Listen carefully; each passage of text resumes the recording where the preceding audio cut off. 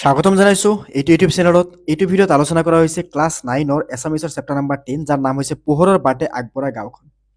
এইটো ভিডিঅ' তুমি গোটেই চেপ্টাৰৰ কুৱেশ্যনৰ লগতে অতিৰিক্ত প্ৰশ্ন বা এডিশ্যনেল কুৱেশ্যনো পাই যাবা, যিখিনি তোমাৰ এক্সামৰ বাবে বহুত ইম্পৰ্টেণ্ট হ'ব। ভিডিঅ'টো শেষলৈকে নিশ্চয় চাই থাকিবা।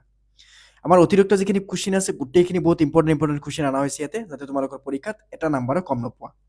তো চোৱা, পোনপ্ৰথমে ইয়াতে কুৱেশ্যন নম্বৰ 1ত কি কৈছে, ৰাজপুতৰ বীৰ মহাৰাণা প্ৰতাপৰ জন্ম ক'ত হৈছিল?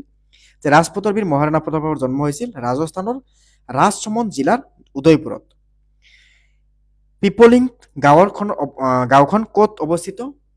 এতে কি আছিল যে পিপলান্তি গাঁওখন ক'ত অৱস্থিত? পিপলান্তি গাঁওখন ৰাজস্থানৰ ৰাজধানী জয়পুৰৰ পৰা 350 কিলোমিটাৰ আঁতৰত অৱস্থিত।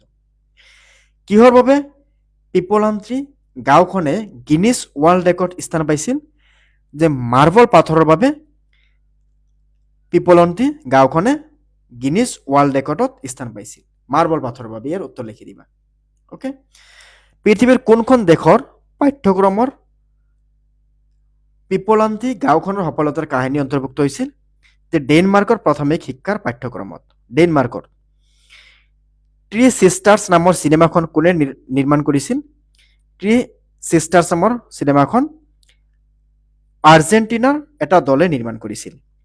কিৰণ কোন আছিল? কিৰণ শ্যামসুন্দৰ পালিৱানৰ কন্যা আছিল।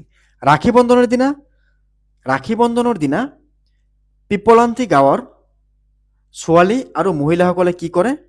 যে ৰাখী বন্ধনৰ দিনা পিপলান্তি গাঁৱৰ ছোৱালী আৰু মহিলাসকলে গছত ৰছী বান্ধে, আৰু ইয়াৰ দ্বাৰা গছ আৰু মানুহৰ মাজত সম্পৰ্কৰ আৰু অধিক গভীৰ হৈ পৰে। কিৰণ নীতি যোজনাৰ আঁৰৰ মানুহজন কোন? কিৰণ নীতি যোজনাৰ মানুহজন হ'ল শ্যামসুন্দৰ পালিৱান। কোনো এজন মানুহৰ মৃত্যুত পিপলান্তি গাঁৱৰ মানুহে কি কৰে?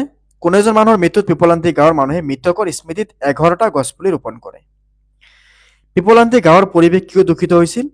মাৰ্বল পাথৰৰ বাবে গিনিছ ৱৰ্ল্ড ৰেকৰ্ডৰ স্থান লাভ কৰা পিপলান্তি গাঁৱৰ ডাঙৰ ডাঙৰ ব্যৱসায়ীসকলে বৃহৎ বৃহৎ মাৰ্বল পাথৰৰ খনি আৰম্ভ কৰি, মানে মাৰ্বল পাথৰ তাৰ পৰা লোৱা আৰম্ভ কৰিছিল। এই বৃহৎ খনিবোৰৰ ফলত প্ৰকৃতিৰ ধ্বংস হোৱাৰ লগতে প্ৰকৃতিৰ সম্পদৰ ব্যৱসায়ৰ হাতলৈ যায়, আৰু মাৰ্বল পাথৰ আহৰণৰ বাবে খনিবোৰত দিনে নিশাই কাম চলে, ফলত পিপলান্তি গাঁৱৰ পৰিৱেশ প্ৰদূষিত হয়। শ্যামসুন্দৰ পালিৱান কোন? পিপলান্তি গাঁওখন পৃথিৱী বিখ্যাত হোৱাৰ তেওঁৰ অৱদান সম্পৰ্কে লিখা। যে শ্যামসুন্দৰ পালিৱান হ'ল পিপলান্তি গাঁওখনৰ পুনৰ জীয়াই তোলাৰ আঁৰৰ ব্যক্তি। যেনেকুৱা আমাৰ ইয়াতে কোন আছে? আমাৰ ইয়াতে তোমালোকে অৰণ্য মানৱ বুলি যাক কোৱা হয়, অৰণ্য মানৱৰ নাম তোমালোকে কমেণ্ট কৰি জনাবা। আমাৰ ইয়াতে অৰণ্য মানৱ কোন আছিল? তেখেতক পদ্ম এৱাৰ্ডটো দিয়া হৈছিল। চ' তেখেতক কিয় দিয়া হৈছিল এইটো চবেই গম পাওঁ, যে গছ পুলি ৰোৱাৰ কাৰণে। তো আমাৰ ইয়াতে তুমি কমেণ্ট কৰি জনাবা অৰণ্য মানৱ কোন বা তেখেতৰ সম্পূৰ্ণ নাম কি। ঠিক আছে, কমেণ্ট কৰি এইটো মোক জনাবা, আৰু চেনেলটো ছাবস্ক্ৰাইব কৰি ল'বা। এতিয়া চোৱা, পিপলান্তি গাঁওখন পৃথিৱীৰ বিখ্যাত অৱদান 2005 পৰা 2010 চনটো শ্যামসুন্দৰ পালিৱালে গাঁওখনৰ মুখিয়ালৰ দায়িত্বত থকাৰ কালত এক আৰু মহৎ প্ৰচেষ্টা গোটেই গাঁওখনক নতুন জীৱন দিলে। যে গাঁৱৰ পৰিত্যক্ত লোকক কি কৰিলে? 4টা দায়িত্ব অৰ্পণ কৰিলে। সেই 4টা দায়িত্ব হ'ল কন্যা সন্তান, ল'ৰা সন্তানৰ দৰে ভালকৈ ডাঙৰ দীঘল কৰা, পানী সংৰক্ষণ কৰা, গছ ৰুই প্ৰতিপালন কৰা, আৰু খেতি বাতি কৰি নিজৰ পৰিয়ালৰ প্ৰয়োজন পূৰণ কৰা। ঠিক আছে, তাৰোপৰি যে গাঁৱত যেতিয়া কোনোবা মানুহ ঢুকায় তেতিয়া 11টা গছপুলি ৰোপণ কৰা। ঠিক আছে, আৰু কন্যা সন্তানৰ নামত 111টা গছপুলি ৰোপণ কৰা। তাৰপিছত কি আছে? যে কিৰণ নীতি যোজনা কি? এই যোজনাৰ অধীনত পিপলান্তি গাঁৱৰ মানুহে কি বিশেষ 4টা দায়িত্ব পালন কৰিব লাগে? যে কিৰণ নীতি যোজনা হ'ল শ্যামসুন্দৰ পালিৱানৰ প্ৰৱৰ্তন কৰা এক আঁচনি। এই আঁচনি মতে পিপলান্তি গাঁওখনত জন্ম হোৱা প্ৰতিজন কন্যা সন্তানৰ নামত 111টা গছপুলি ৰোপণ কৰিব লাগিব। এই যোজনাৰ অধীনত পিপলান্তি গাঁৱৰ মানুহে বিশেষ 4টা কাম কৰিব লাগে। সেইকেইটা হৈছে কন্যা সন্তানক ল'ৰা সন্তানৰ দৰে ভালকৈ ডাঙৰ দীঘল কৰা, পানী সংৰক্ষণ কৰা, গছ গছনি ৰুই প্ৰতিপালন কৰা, খেতি বাতি নিজৰ প্ৰয়োজন পূৰণ কৰা। তাৰপিছত কি আছে? প্ৰশ্ন নম্বৰ 5ত কন্যা সন্তানৰ সুৰক্ষাৰ বাবে শ্যামসুন্দৰ পালিৱালে কেনেধৰণৰ আঁচনি লৈছিল? যে কন্যা সন্তানৰ বাবে শ্যামসুন্দৰ পালিৱালে যে ছোৱালীজনীৰ নামত 111টা গছপুলি ৰোপণ কৰা বাধ্যতামূলক কৰে, আৰু স্কুলত যোৱাটো শিক্ষাৰ ক্ষেত্ৰতো বাঞ্ছনীয় কৰে। ঠিক আছে, এইটো 1 নম্বৰত লিখিবা। তাৰপিছত দ্বিতীয়তে কি লিখিবা? ছোৱালীজনীক যেনেদৰে আলফুলকৈ ডাঙৰ ধৰা হ'ব, যে ছোৱালীজনীক যেনেদৰে আলফুলে ডাঙৰ দীঘল কৰা হ'ব, সেই একে মৰম চেনেহ আৰু যত্নৰে 111টা গছপুলিকো প্ৰতিপালন কৰিব লাগিব। তৃতীয়তে কোনো ছোৱালীক শিক্ষাৰ পৰা বঞ্চিত কৰিব নোৱাৰিব। চতুৰ্থতে কোনো পৰিস্থিতিতে ছোৱালীক বাল্য বিবাহ সম্পন্ন কৰিব নোৱাৰিব। পঞ্চমতে ছোৱালীৰ নামত বেংকত ৩১,০০০ টকা ছোৱালীৰ পঢ়া বা বিয়াৰ কামত খৰচ কৰিব পাৰিব। আৰু শেষত ছোৱালীজনৰ জন্ম সময়ত ৰোৱা গছপুলিবোৰ গাঁৱৰ সম্পত্তি হ'ব আৰু এখন ট্ৰাম্প পেপাৰত এই নিয়মৰ চুক্তি স্বাক্ষৰৰ প্ৰতিশ্ৰুতি দিবলগীয়া হয় গাঁৱৰ ৰাইজে। তাৰপিছত ৬ নম্বৰ কুৱেশ্যনত কি কৈছে চোৱা। ৬ নম্বৰত কোৱা হৈছে যে পিপলান্তি গাঁৱৰ প্ৰকৃতি আৰু মানুহৰ মাজত কেনেদৰে আত্মিক সম্পৰ্ক গঢ় লৈ উঠিছিল পাঠৰ সহায়ত লিখা। যে পিপলান্তি গাঁৱৰ শ্যামসুন্দৰ পালিৱান নেতৃত্বত গাঁওখনৰ কন্যা সন্তানৰ জন্ম হ'লে প্ৰতিজন কন্যা সন্তানৰ নামত ৰাইজে ১১১টা গছপুলি ৰোপণ কৰিব লাগিছিল। আৰু এই কাম কিৰণ নিধি যোজনাৰ আধাৰত আৰম্ভ হয়। ছোৱালীজনীৰ জন্মৰ সময়ত ৰোৱা গছপুলিবোৰৰ ছোৱালীজনীৰ বিয়াৰ বয়সলৈ একোজোপা পূৰ্ণাংগ গছ ৰূপান্তৰিত হয় আৰু ১১১জোপা গছৰ মূল্য ভালেখিনি বৃদ্ধি পায়। এই গাঁওখনৰ মূল্যৱান সম্পত্তি হৈ পৰে, কিন্তু গছে দিয়া অক্সিজেন তাতকৈ অধিক মূল্যৱান।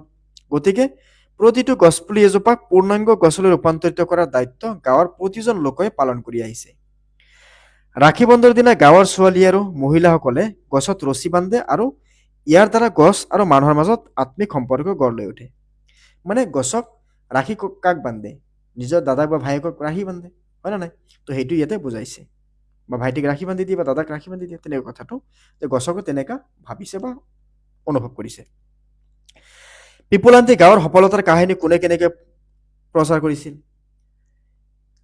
৭ নম্বৰ কুৱেশ্যন যিটো দি আছে, পিপলান্তি গাঁৱৰ সফলতাৰ কাহিনী দেশখনৰ প্ৰতিখন বাতৰি কাকত, সংবাদ মাধ্যমৰ উপৰিও ইউটিউব, ফেচবুক, টুইটাৰ আদি সামাজিক মাধ্যমৰ জৰিয়তে প্ৰচাৰ কৰা হৈছিল। বহলাই বুজাই লিখা। ১২টা মাহত ১৩টা খেতি। যে আমাৰ বছৰটো 12টা মাহ, প্ৰতিটো মাহেই খেতিৰ বাবে উপযোগী নহয়, কিন্তু কৰ্মী লোকসকলে নিজৰ পৰিশ্ৰমৰে প্ৰতিটো মাহেকতে খেতিৰ বাবে উপযোগী কৰি তোলে। অৰ্থাৎ বছৰৰ গোটেই মাহতে খেতি পথাৰ শস্যৰে ভৰপূৰ হৈ থাকে। ইয়াক 12টা মাহত 13টা খেতি বুলি কয়। তাৰপিছত চোৱা, খ নম্বৰ কি কৈছিল?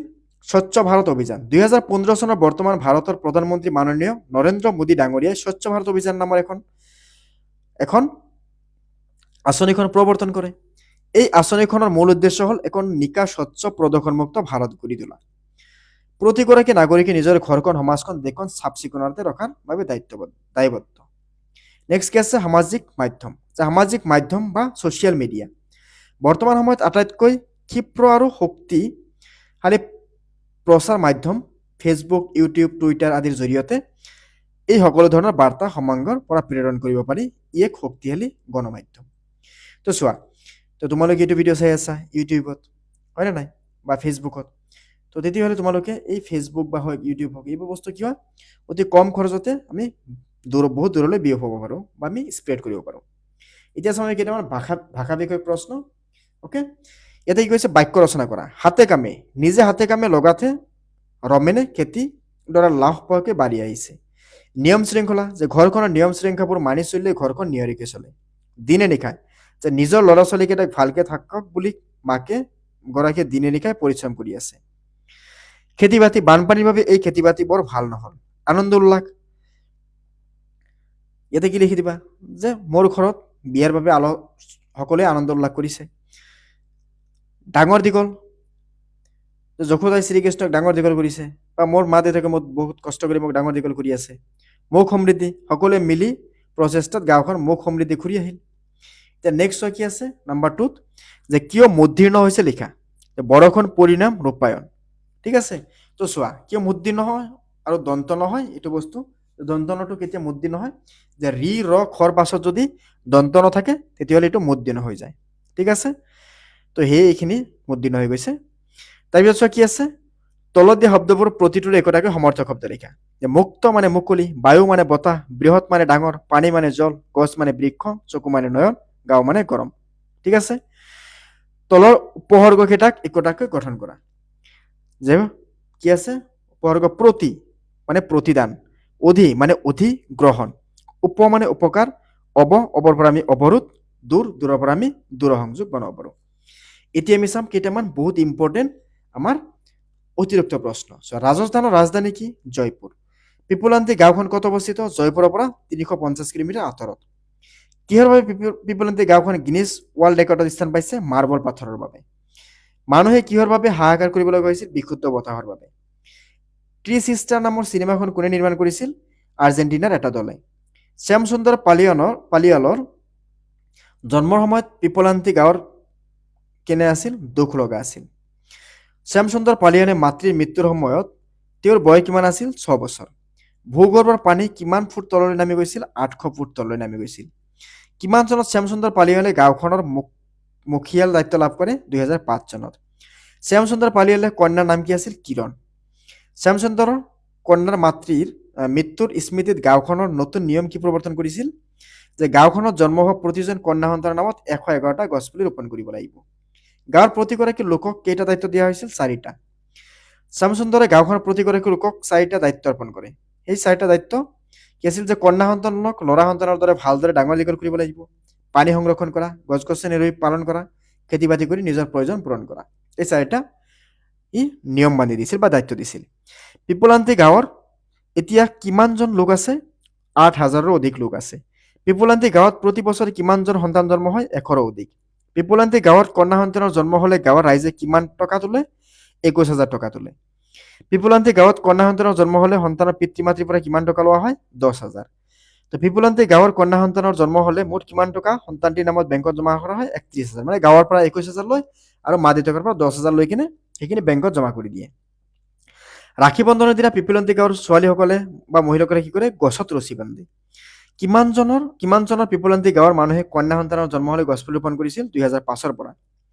কোনে পিপলান্তি গাঁৱৰ ৰাষ্ট্ৰপতি পুৰস্কাৰ আগবঢ়ায় ডক্টৰ APJ আব্দুল কালামে কিমানজনত পিপলান্তি গাঁৱৰ ৰাষ্ট্ৰপতি পুৰস্কাৰ আগবঢ়ায় 2007 চনত ঠিক আছে কিমানজনৰ ভাৰত চৰকাৰে স্বচ্ছ ভাৰত অভিযান আৰম্ভ কৰে 2015 চনত পিপলান্তি গাঁৱত কোন লোকে ঢুকালে স্মৃতি কি কৰা হয় 11টা গছপুলি ৰোপণ কৰা হয় যে কোনো লোক ঢুকালে 11টা গছপুলি ৰুই দিয়ে আৰু এটা নতুন কন্যা সন্তানৰ জন্ম হলে 111টা গছপুলি ৰোপণ কৰে মনত ৰাখিবা ইউনিয়ন বেংক অফ ইণ্ডিয়া পিপলান্তি গাঁৱত কিমানজন ল'ৰা ছোৱালী পঢ়াৰ বাবে টকা আগবঢ়ায় 300 ল'ৰা ছোৱালীৰ বাবে গাঁওখনৰ ল'ৰা ছোৱালী পঢ়াৰ বাবে বেংকে কিমান টকা আগবঢ়ায় 60 লাখ টকা জ্যোতিপ্ৰসাদ বুঢ়াগোহাঁইৰ জন্মক্ষেত্ৰ হৈছিল ধেমাজি জিলাৰ মাছখোৱাৰ মৌজাৰ বৰ্মা গোহাঁইৰ গাঁৱত কোঙা শব্দৰ অৰ্থ কি যে বাঢ়িব লৰচৰ কৰিব বা উদ্গতি কৰিব নোৱাৰা পৃথিৱীৰ ভিতৰৰ ভাগক কি বুলি কোৱা হয় ভূগৰ্ভ আৰ্হি বুলি কি বুজা যে যাক চাফা বা আন বস্তুৰ কাৰ্য সম্পাদন কৰা হয় ঠিক আছে তো আমি কি কৰিছো এইটো ভিডিঅ'ত তুমি গোটেই চেপ্টাৰ নাম্বাৰ 10ৰ বিষয়ে শিকিলা ইয়াতে আশা কৰোঁ তুমি গোটেইখিনি বস্তু ধুনীয়াকৈ বুজি পাইছা